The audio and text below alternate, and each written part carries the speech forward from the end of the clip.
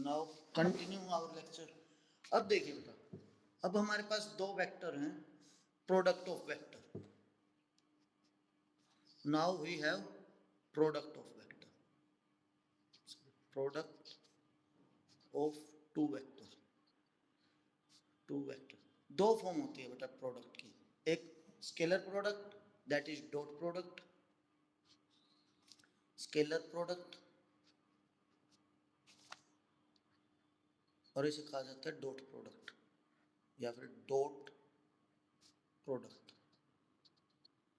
जो हम इस एक्सरसाइज में करेंगे। और दूसरा होता है हमारा वेक्टर प्रोडक्ट, वेक्टर प्रोडक्ट। इसमें बेटा वेक्टर भी होगा, scalar you know very well, magnitude only, ठीक है, डायरेक्शन नहीं होती। तो सिंपली हम पहले करेंगे scalar product that is dot product. देखिए बेटा, यदि दो वेक्टर हैं हमारे पास, suppose this and that, that is ये वेक्टर हमारा ए वेक्टर, ये वेक्टर हमारा बी वेक्टर। सिंपल है बेटा, कोई वो नहीं ज़्यादा। दैट इज ये एंगल आपस में थीटा एंगल बना रहे हैं दो vector A and B. Suppose A vector हमारा हुआ बेटा that is A I cap plus B one J cap plus C one K cap, और बी वेक्टर हुआ हमारा suppose B sorry A two I cap plus B two J cap plus C two K cap. बेटा ये दो vector हैं, A one I cap plus B one J cap plus C one K cap, A two I cap plus B two J cap plus C two K cap. अब dot product, dot को कैसे denote किया जाता है, ऐसे। Dot को कैसे denote किया जाता है, ऐसे, ए वेक्टर डॉट बी वेक्टर, ठीक है बेटा। ये साइन नहीं लगाना है, जब डॉट प्रोडक्ट है तो ये वाला साइन नहीं लगाना बेटा। ये मत सोचना कि ये चीज और ये पिक्चर क्लियर नहीं, पिक्चर क्लियर। अब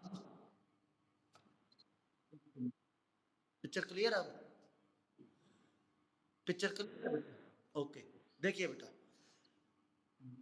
ए क्रॉस बी और ए डॉट बी, ये दोनों टर्म अलग अलग हैं बेटा। ये नहीं कि ए क्रॉस बी और ए डॉट बी सेम है, ये चीज और ये चीज अलग है।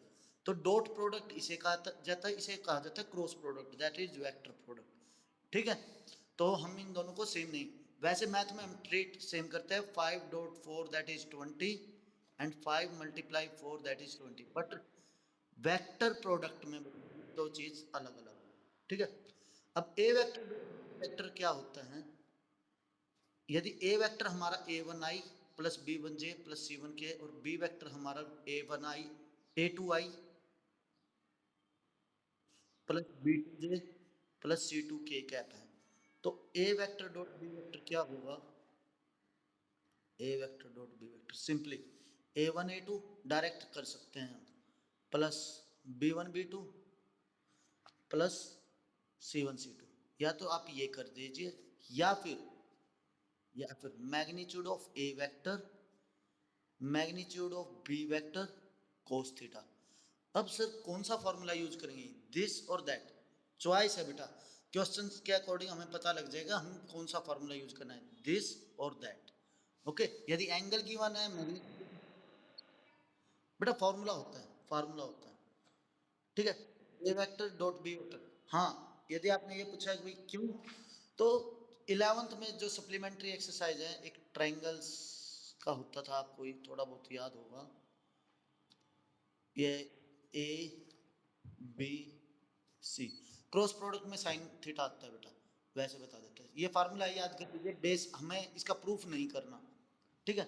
हम करते थे ये सामने वाली साइड ए, इसके सामने वाली साइड बी और इसके सामने वाली साइड सी, तो कोस ए एंगल होता था बेटा, that is B square plus C square minus A square by 2bc, कुछ इस टाइप का फॉर्मूला होता है बेटा, यहाँ से ये फॉर्मूला बना है, ठीक है। तो हमें ये जरूरत नहीं है, इसका प्रूफ में नहीं जाना हमें, तो सिंपली आपको ये याद रखना है, ए डॉट बी वेक्टर का फॉर्मूला क्या होता है, A one A two plus B one B two plus C one C two, या फिर magnitude of A vector magnitude of B vector into cos, ठीक है बेटा। क्रॉस प्रोडक्ट में हमारा साइन आता है, कोस क्यों आता है, तो ये इसका proof beyond of our book है। ठीक है, नेक्स्ट देखिए बेटा, इससे हम कुछ रिजल्ट्स निकालते हैं। जैसे कि यदि सपोज करो दो वेक्टर ए और बी यदि एक दूसरे पे परपेंडिकुलर है तो 90 डिग्री बेटा, 90 degree if theta is equal to 90 degree क्या होगा, ए डॉट बी क्या बनेगा बेटा, कोस थीटा क्या होता है, A dot B, A vector dot B vector is magnitude of A vector magnitude of B vector into cos 90। Cos 90 क्या होगा, जीरो। तो A vector dot B vector is equal to zero.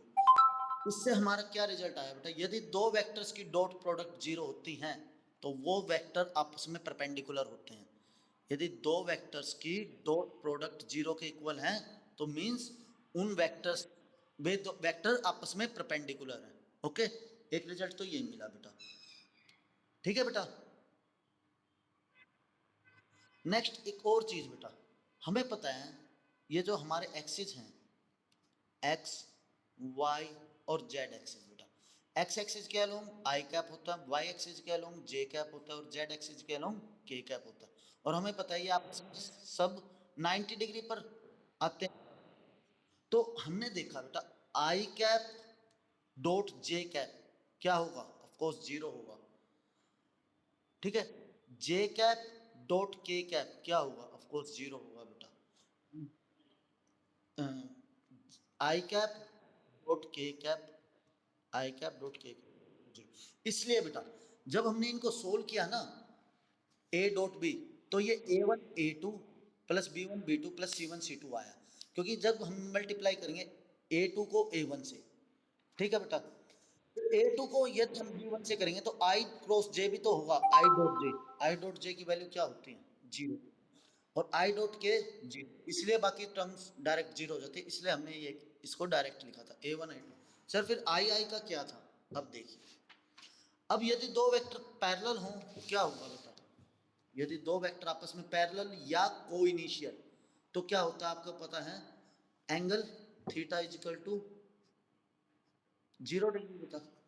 यदि या तो दो वेक्टर पैरेलल हो जाए बेटा या फिर कोइनिशियल तो थीटा जीरो होगा, तो बेटा क्या होगा, A vector dot B vector क्या बन जाएगा, magnitude of A vector magnitude of B vector cos theta. ठीक है, कोस जीरो वन, तो ए वेक्टर डॉट बी हमारा बेटा को sorry magnitude of A vector magnitude of B vector. अब देखिए बेटा, यदि हम मान लो सपोज दोनों वेक्टर सेम ले लें, यानी कि ए वेक्टर की प्रोडक्ट हम करते हैं ए वेक्टर से ही, ए वेक्टर की प्रोडक्ट यदि हम ए वेक्टर से ही करें तो ये दोनों वेक्टर के बीच में एंगल कितना होगा, 0 डिग्री। तो इसको हम क्या लिखते हैं, magnitude of A vector magnitude of A vector, that is ये क्या बन जाएगा, मैग्नीट्यूड ऑफ ए वेक्टर का whole square, magnitude of A vector का होल स्क्वायर। ठीक है बेटा। अब यदि ये सपोज करो हमारे यूनिट वेक्टर होते हैं तो यानी कि आई कैप डॉट आई कैप क्या होता है, मैग्नीट्यूड ऑफ आई कैप का होल स्क्वायर। तो मैग्नीट्यूड ऑफ आई कैप क्या होता है, 1 का square that is 1। Similarly J cap dot J cap भी 1 होता है बेटा, सिमिलरली के कैप डॉट के कैप भी 1 होता है। ठीक है, यहाँ तो कोई प्रॉब्लम बेटा, ओके यहाँ तक प्रॉब्लम सिंपल है। ये रिजल्ट याद नहीं करना, ये सिर्फ जस्ट आपको समझाने के लिए है कि भाई कैसे क्या हुआ, ये हमारा फॉर्मूला कैसे आया। क्या फॉर्मूला बेटा, कहाँ गया, A dot B equal to A one A two plus B one B two C. ठीक है बेटा, ओके। अब देखिए बेटा, इसी एक्सरसाइज में एक और टर्म यूज हो रही है, यदि आप देखेंगे projection of vector, projection of vector, projection of vector. तो देखिए बेटा, प्रोजेक्शन क्या होता है, परछाई। यदि सपोज करो एक वेक्टर ए है, ये हमारे पास एक वेक्टर बी है, सॉरी थोड़ा सिंपल सीधा, तो बेटा हमें ए वेक्टर की प्रोजेक्शन बी वेक्टर पे निकालनी है, तो क्या होगा, इसको हमने डॉटेड डॉटेड यहाँ ज्वाइन किया, इसको यहाँ पे ज्वाइन किया बेटा, ठीक है। जो ये है हमारा, ये पॉइंट, ये क्या है, projection of vector, projection of vector A vector on B vector, हमें यही निकालना है बेटा, ये प्रोजेक्शन, ये प्रक्षेपण। तो हमने क्या किया, बी वेक्टर के पैरेलल यहाँ एक वेक्टर ड्रॉ किया, बी वेक्टर के पैरेलल यहाँ एक वेक्टर ड्रॉ किया बेटा, क्योंकि इनका जो एंगल है वो सेम होगा, ठीक है। और ये जो है ये एंगल 90 डिग्री, 90 डिग्री, ठीक है बेटा। ये P, सपोज ये Q, ये सपोज R। हमें क्या निकालना है बेटा, P Q, in triangle P Q R। आपको पता है बेटा, वो जो 10th क्लास में ट्रिग्नोमेट्री हाइट एंड डिस्टेंस वाले फॉर्मूले से हम करते थे, that is P Q by P R equal to क्या होगा, cos theta, P Q by P R. Sir यही क्यों किया, क्योंकि बेटा जो निकालते थे उसको ऊपर रखते थे, जिसका पता था उसको नीचे रखते थे, ठीक है बेटा। Sir P Q by Q R क्यों नहीं किया, या Q R by P R P Q क्यों नहीं किया बेटा, जिस चीज का पता था, जिस चीज को पता होता है उसको नीचे रखते हैं, और जिस चीज को निकालना होता है उसको ऊपर रखते हैं। तो P Q by P R equal to cos theta, this implies P Q equal to क्या हुआ बेटा हमारा, पी आर कोस थीटा, ठीक है। अब पी आर क्या है बेटा, डेटर्मिनेंट, क्योंकि ये जो हम फार्मूला यूज करते थे किस में यूज करते हैं, डिस्टेंस में, तो इसको हम क्या लिख सकते हैं, पी क्यू इजिकल टू, ये क्या है, P R vector, A vector, determinant of A vector cos theta बेटा। तो एक फार्मूला ये आ गया बेटा हमारे पास, ठीक है। यहाँ तक कोई प्रॉब्लम, पी क्यू, यानी कि सिंपल है बेटा, इतना सोचना नहीं है। ए वेक्टर की यदि बी वेक्टर पे पोजीशन निकालनी है, ए वेक्टर की बी वेक्टर पर पोजीशन निकालनी है, तो सिंपली क्या लिखना है, मैग्नीट्यूड ऑफ वे वेक्टर, जिसकी निकालनी है जिस पर, determinant of way vector into cos theta, simply, ठीक है बेटा। Determinant of A vector, that vector into cos theta, okay. अब देखिए बेटा, नेक्स्ट इसी से कुछ रिजल्ट्स और निकले बेटा, पी क्यू इजिकल टू, इसको हम क्या लिख सकते हैं, magnitude of A vector, cos theta को क्या लिख सकते हैं हम, A vector dot B vector divided by magnitude of A vector magnitude of B vector. Sir ये कैसे लिख सकते हैं, अभी देखिए बेटा, एक फॉर्मूला यहाँ पे निकला था हमारा, A vector dot B vector is equal to magnitude of A magnitude of B cos theta, ये फॉर्मूला हमने लिखा था, A vector dot B vector is equal to magnitude of A vector magnitude of B vector into cos theta. तो हमने cos theta की value put up कर दी बेटा, कोस थीटा की वैल्यू क्या है, according to vector A vector dot B vector divided by determinant of A vector determinant of B vector बेटा, A vector dot B vector divided by, तो magnitude of A vector से magnitude of A vector cancel out, तो हमारे पास क्या आया बेटा, P को equal to A vector B vector divided by determinant of B vector, ठीक है बेटा। दूसरा फार्मूला प्रोजेक्शन का, दूसरा फार्मूला प्रोजेक्शन का सेम चीज है बेटा, ठीक है। अब की बार यदि डॉट प्रोडक्ट गिवन है और मैग्नीट्यूड ऑफ दैट वेक्टर, सबसे ज्यादा ये फार्मूला यूज होता है, सबसे ज्यादा ये फार्मूला यूज होता है ए वेक्टर की प्रोजेक्शन बी वेक्टर पे, तो A dot B divided by magnitude of B vector.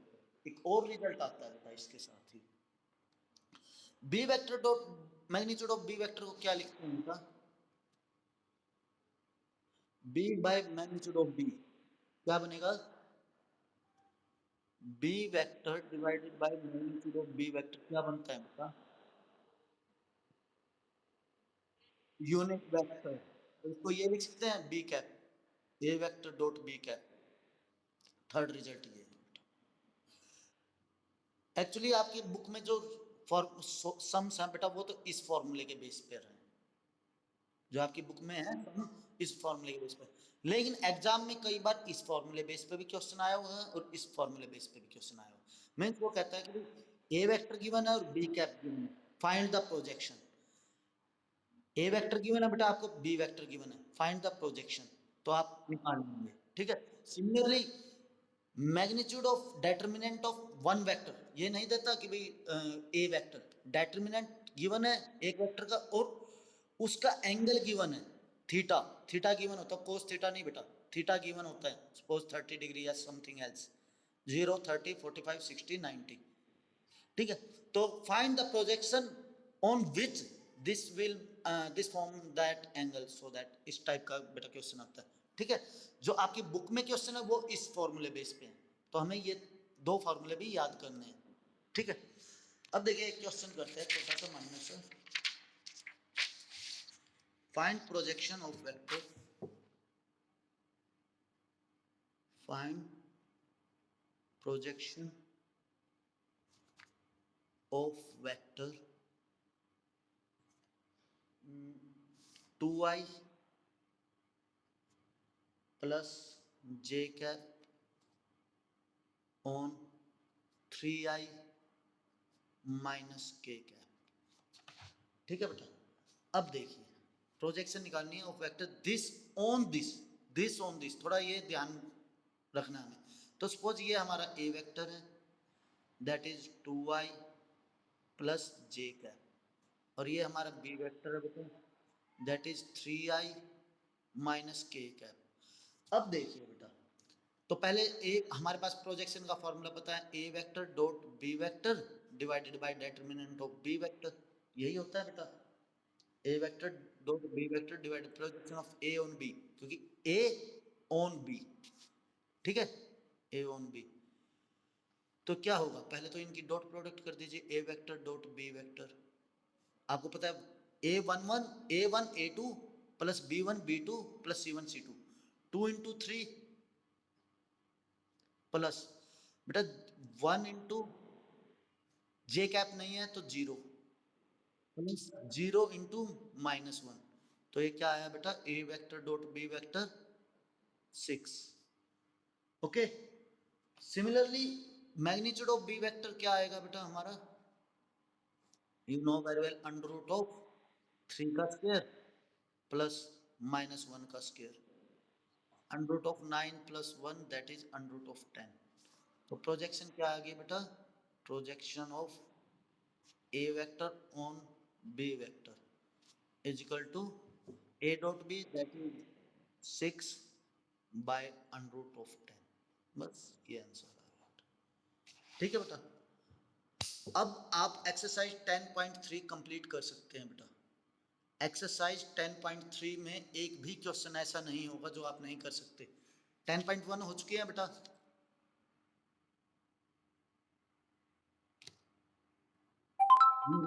Are you there, 10.1 हो चुकी है बेटा।